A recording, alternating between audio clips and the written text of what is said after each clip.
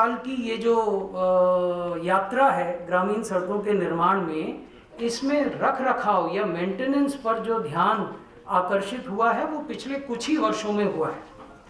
और मैं ये बताना चाहूँगा आदरणीय महोदय आपको कि हम ग्रामीण विकास मंत्रालय में ग्रामीण सड़कों को केवल आवागमन और परिवहन के साधन के रूप में नहीं देखते हैं। Rural roads do not provide only mobility and transportation. तो अगर वो आवागमन और परिवहन के ही साधन नहीं हैं तो वो और क्या हैं? ग्रामीण सड़कें पहुंच के साधन हैं। Rural roads provide access. किससे पहुंच? मार्केट तक पहुंच, स्कूल तक पहुंच, कॉलेज तक पहुंच, जिला कार्यालय तक पहुंच, प्रखंड कार्यालय तक पहुंच, अनुमंडल कार्यालय तक पहुंच। तो जो भी सामाजिक और आर्थिक सेवाएं हैं उन तक पहुंच का साधन है ग्रामीण सड़कें।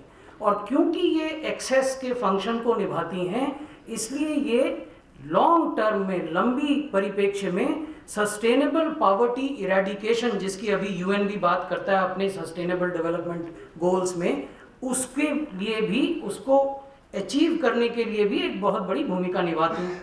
और अगर ये सब सच है तो इन सड़कों को उस स्थिति में बरकरार रहना चाहिए जिस स्थिति में ये बनी थी। तो ये सवाल है आज हम सबके सामने कि क्या हम रख रखाव न करके जो हमने एसेट बेस तैयार किया है उसमें प्रतिवर्ष 20 से 21 हजार करोड़ की हानि होने देंगे? जो मेंटेनेंस पॉलिसी की बात है, रख रखाव की नीति की, एक और यह सुखद अनुभूति है कि 15 राज्यों ने अपने रख रखाव की नीति घोषित कर दी है। उसके लिए साधन भी उपलब्ध करा रहे हैं। लेकिन अभी भी कई राज्य हैं जहां और तेजी से रख रखाव की नीति को राज्य स्तर पर लागू करने की आवश्यकता है। मैं आग्रह करूंगा सभी माननीय आय मंत्रीगण और सभी सचिवगण विभाग के कि कृपया कर अगले 1-2 महीने के अंदर स्टेट मेंटेनेंस पॉलिसी की अधिसूचना अवश्य कराएं। लक्ष्य हम लोगों ने रखा है कि 15% हम ग्रीन टेक्नोलॉजी से बनाएं। कहीं ना कहीं अगर अभी हम ग्रीन टेक्नोलॉजी और ज़्यादा उपयोग करेंगे तो रख रखाव में भी हमें कॉस्ट में थोड़ी कमी आएगी।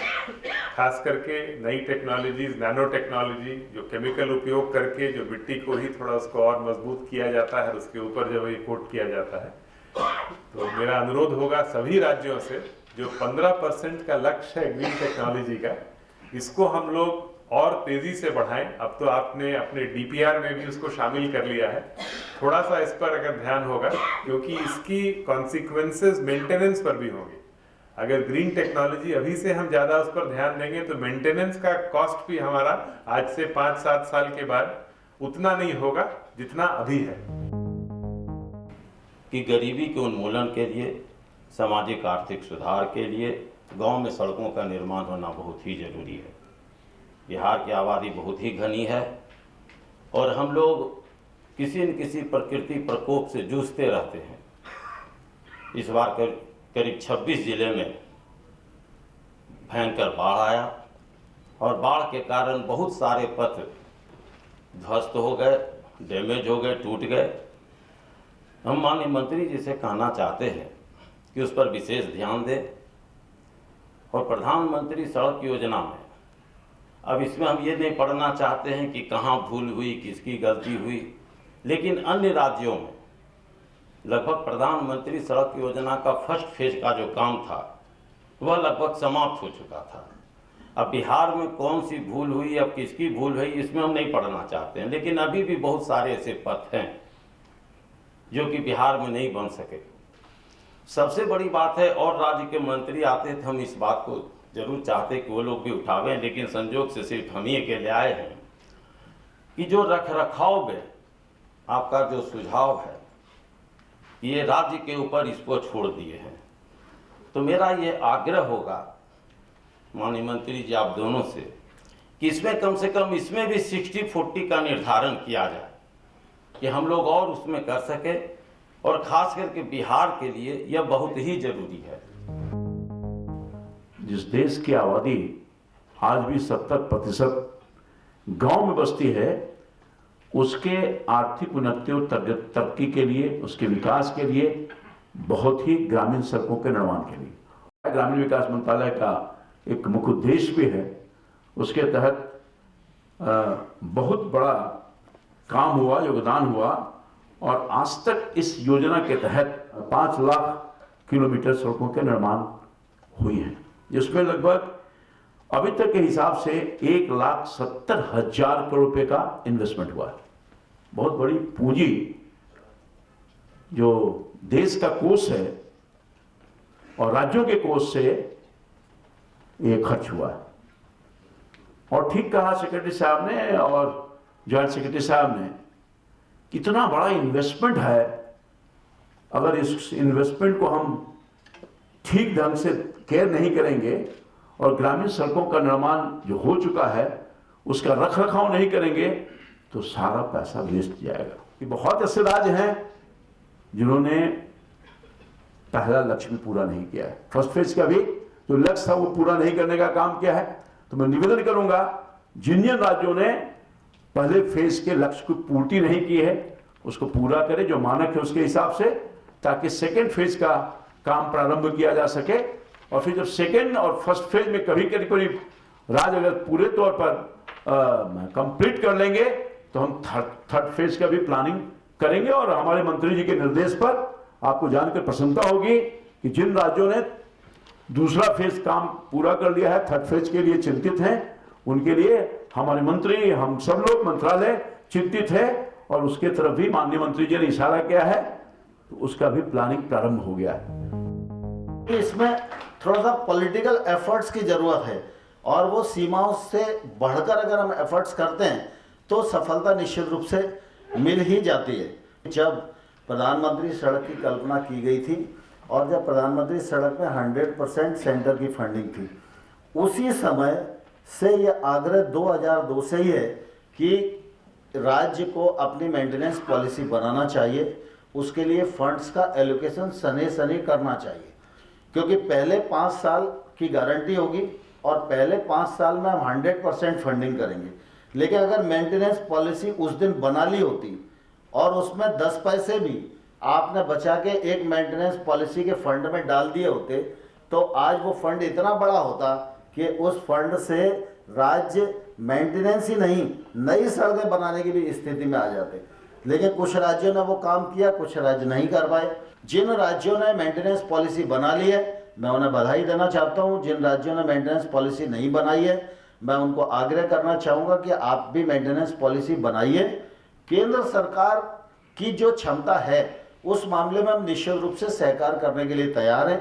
अभी हम पिछले दिनों बैठे थे मंत्रालय में तो कुछ प्रोत्साहन राशि देने के बारे में हम लोगों ने विचार किया है और हमारी कोशिश है कि जो राज्य सड़क के काम को लक्ष्यावधि के भीतर पूरा करेंगे, अच्छी गुणवत्ता के साथ पूरा करेंगे, तो हम कुछ असिस्टेंट राशि उनको दें और वो राशि सिर्फ मेंटेनेंस के ही उपयोग में आपको सहायक हो। इस प्रकार की भी योजना केंद्र बना रहा है, लेकिन मेंटेनेंस पॉलिसी हमको जल्दी से जल्दी अपने यहाँ बनाना चाहिए जिससे कि वो असिस्टेंट राशि भी आने वाले कल में आपको मिल सके, आप उसके लिए पात्र हो सकें। और मुझे पूरा विश्वास है कि आज की जो कार्यशाला है वह तमाम सारे विचार विमर्शों के बाद आपको पॉलिसी बनाने के लिए भी प्रेरित करेगी और आगे हम सड़कों को कैसे ठीक प्रकार से रखरखाव कर सकते हैं। सर, मैं ह्यूमन बीइंग हूँ, तो पहले मुझे माइंड सेट करना है और वो mind set only when I get political will and administrative support. तो ये मेरा सर सिर है और ये मेरे 2 कंधे हैं, एक कंधे में फाइनेंस है और दूसरे कंधे में ऑर्गेनाइजेशन। ये कंधा हमारे से ऊपर है सर, कर्मचारियों से ऊपर है। ये मेरा ह्यूमन बीइंग में वंस दी माइंड सेट, अभी आपने अटल बिहारी वाजपेयी के लिए किया, मैं अपने लूज वे में लेक्चर देने में बोलता हूँ कि आज का करंट शेरशाह सूरी वो उनका विजन था। और सर ये 2 चीज़ें अगर हो गई फिर हम कर्मचारी हैं तो हमारे ये हाथ और पैर वो काम करने चाहिए। तो उसकी मेरी अलग देन है, सजेशन है कि मेरे हाथों में, एक हाथ में प्लानिंग करिए, अच्छे प्राथमिकता लगाइए, अच्छे प्लान बनाइए, और दूसरे हाथ में मेरे है कि अच्छे ठेकेदार हों और चरित्र वाले ठेकेदार हों, चरित्र वाले हमारे PIU तो उससे हम ये करें। और सर पैर पैर क्या है? फाउंडेशन है, और फाउंडेशन सही तो सब कुछ सही। तो मेरी फाउंडेशन क्या है कि टेक्नोलॉजी हो, और टेक्नोलॉजी के अंदर ग्रीन टेक्नोलॉजीज हैं जिसका जिक्र किया, और भी टेक्नोलॉजीज हैं जिसके ऊपर हमने बेस बनाया। अगर मैं 1 लाख रुपया रूटीन मेंटेनेंस में लगाता हूं तो मेरे 2 लाख रुपए पीरियोडिक मेंटेनेंस में बचते हैं, और अगर मैं 2 लाख रुपए पीरियोडिक मेंटेनेंस में लगाऊं तो मेरे 4 लाख रुपए रिकंस्ट्रक्शन के बचते हैं। तो ये सर, ये पॉलिटिकल एडवांटेज है। क्या पॉलिटिकल एडवांटेज है कि जो मुझे आज पैसा मिल रहा है उसको मैं जल्दी से जल्दी और बसावटों को जोड़ने में लगाऊं। सबसे पहले हमने प्लानिंग का जिक्र किया था। प्लानिंग में हम समझते हैं कि हमारा जो है एक प्रॉपर सिस्टम होना चाहिए, रोड मेंटेनेंस मैनेजमेंट सिस्टम होना चाहिए जो पारदर्शी हो, which should be transparent, it should be easily verifiable on the ground कि जी हमने जो डैमेज के लिए हम सड़क के लिए पैसा मांग रहे हैं, अगर कोई जो वित्त विभाग है हमारे से पूछेगा भी ये कैसे आपने इतना बजट मांगा है, तो हम कह सकते हैं साहब आप सड़क पर जाके देखिए, हम आपको हर किलोमीटर के हर 100 मीटर हर 200 मीटर में दिखाते हैं कि अगर कोई पैच पड़ा है या कहीं क्रैक आ गया है या सड़क की एज टूटी है या शोल्डर बैठ गए हैं या हमारी पुली ख़राब है, we can show you. It should be verifiable and it should be transparent. हमें सबसे पहले जो है हमारे को एक रोड इन्वेंट्री बनाना बहुत आवश्यक है। हमें ये पता होना चाहिए जो हमारी एक सड़क है उस पर क्या क्या एग्जिस्ट करता है, हमारी सड़क का गोला कितना है, हमारी कैरेज वे कितनी विड्थ है, शोल्डर्स की कितनी विड्थ है, उसकी जो नालियाँ हैं कच्ची हैं पक्की हैं कितनी लेंथ में बनी है, उसके कल्वर्ट्स पुलियाँ हैं कितनी पुलियाँ हैं हर किलोमीटर में और किस टाइप की पुली बनी हुई है, हमारे जो शोल्डर्स हैं वो किस कंडीशन में हैं, हमारे जो साइनेजेस हैं उनकी हालत क्या है, ये और कहाँ कहाँ एग्जिस्ट कर रहे हैं साइनेज, ये सारी डिटेल हमारे पास होनी चाहिए। उसका सेकंड स्टेप आ जाते हैं जब हमने इन्वेंट्री बना दी, अब इस सड़क की कंडीशन देखी जाए, इसकी कंडीशन का रोड कंडीशन का सर्वे किया जाए, ये बहुत इंपॉर्टेंट हिस्सा है। शेड्यूल है, हम अपना schedule we should update our schedule on the regular basis, on an yearly basis, क्योंकि कीमतों में बढ़ोतरी कमती आती है तो हमें उनको बढ़ाना जो है वो देखना चाहिए। अब हमने क्वांटिटी अपनी निकाल ली है, शेड्यूल हमारे पास आ गया है, तो हमें पता लग गया कि हमारा एक एस्टिमेट बन गया कि ये जो है इस सड़क पर इतना पैसा खर्च होगा इसको मेंटेन करने के लिए। अब क्या है जी, हमारे पास जो बजट का प्रावधान है वो असीमित तो नहीं है, इट इज़ लिमिटेड। तो हमें ये देखना है कि जो हमारे पास बजट का जो प्रावधान है, एलोकेशन है, उसमें प्रायोरिटीज़ को कैसे फिक्स किया जाए। हमें एक एनुअल मेंटेनेंस प्लान बनाना है। एनुअल मेंटेनेंस प्लान जब हमने बनाना है तो इसमें एक चीज़ बहुत ज़रूरी है कि जो हमारा साधारण रख रखाव है, रूटीन मेंटेनेंस है, that should be carried out on all the roads. That is the priority number 1, we should not lose sight of that. Number 2, फिर जो उसका नवीनीकरण करना है, रिन्यूअल करना है, रिहेबिलिटेशन करना है, वो हमारी जो प्रायोरिटीज़ हैं उसके हिसाब से देखा जाए कि भी कौन सी सड़क इंपॉर्टेंट है, कौन सी कनेक्टिविटी करती है रिलीजियस प्लेसेस को, कैसे जो हमारे सोशल सर्विस सेंटर्स को करती है, उस प्रायोरिटी के आधार पर हमारी एक प्रायोरिटी फिक्स होगी। तो ऐसे हमारा जो है एनुअल मेंटेनेंस प्लान बनना चाहिए। तो this is the system we want think जो रोड मेंटेनेंस मैनेज का होना चाहिए। I feel that PMGSY should be very proud of its achievement in having constructed some 500,000 kilometers nationwide. And it is also good to hear that today the issue of maintenance, which has been discussed again and again, and I recall that a few years ago when we had the first workshop like this, there was so much apprehension about the lack of maintenance, no interest in maintenance. But I think today, again, PMGSY should be very proud that 14 states have their maintenance policies. On top of that, many states have now a number of good practices which are paving the way for future work. We understand that the maintenance is a huge job.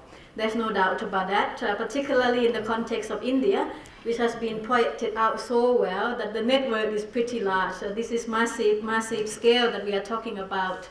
But nevertheless, if we look at it state-wise, a number of states have been making good progress. So there is no reason why all states eventually cannot overcome many challenges which have been discussed today.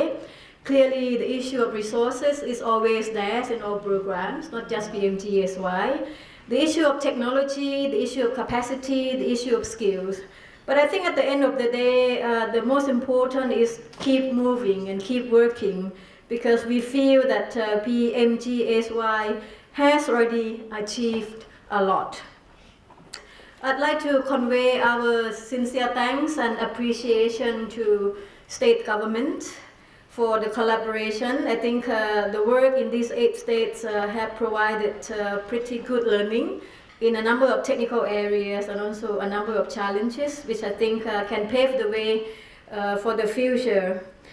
Taking the word of Mr. Bhushan this morning, clearly we should not run the risk in getting into a zero-sum game. I think I'm sure all states and of course the central government is fully anxious of the fact that to achieve 500,000 kilometers, huge investments have been made already. We don't want to lose that investment, but we want to build on that investment. Therefore, maintenance is clearly central to maintain the assets which already have been created.